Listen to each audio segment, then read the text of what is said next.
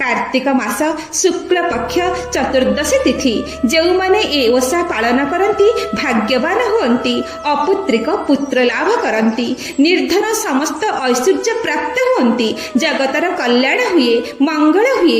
ए कथा एमिति सेमिति केही कहि नाहंती, स्वयं देवदेव महादेव श्री श्री देवर्षि नारदଙ୍କୁ कहिछंती। पद्म पुराण कुहंती थरे मर्त्य भ्रमण रे देवर्षि नारद आसीथिले।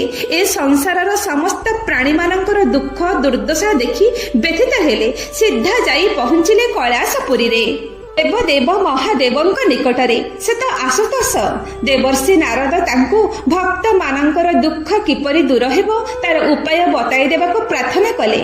महादेव नारदଙ୍କ प्रार्थनारे संतुष्ट होई उपाय बताई कहिथिले, जेउ भक्त एही कार्तिक शुक्ल पक्ष चतुर्दशी तिथि रे शिव दर्शन करी निष्ठार सह व्रत धारण करिवे, तांकर समस्त दुख दुर्दशा चालीजिवो, आउ सेमाने जेउ मनोकामना रखिथिबे ताहा निश्चय पूर्ण हेबो। सही दिन ठारू मर्त्यवासी निष्ठार सह बड़ ओषा पालन करुछंती।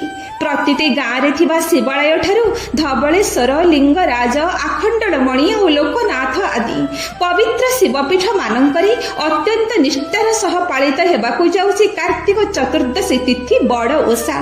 किंतु बड़ ओषार मुख्य पीठ श्री श्री धवळेश्वर। तांको महिमार शेष नहीं। कला गाई को धड़ा कर देइथिबारु तांको नाम धवळेश्वर। लोकटिए अभाव रे पाख गाँव गाईटिए चोरी करी आनिछि। धरा पड़ी भयरे शरण जाइछि देवदेव महादेवଙ୍କ निकटरे। आशुतोष भक्तर प्रार्थनारे कला गाई को धड़ा कर देइछंती। प्रभुंकर एही चमत्कारिता आ दयाभाव देखि सेही लोकटी गाँ लोकंक पाखरे सब सत कथा प्रकाश करिछि।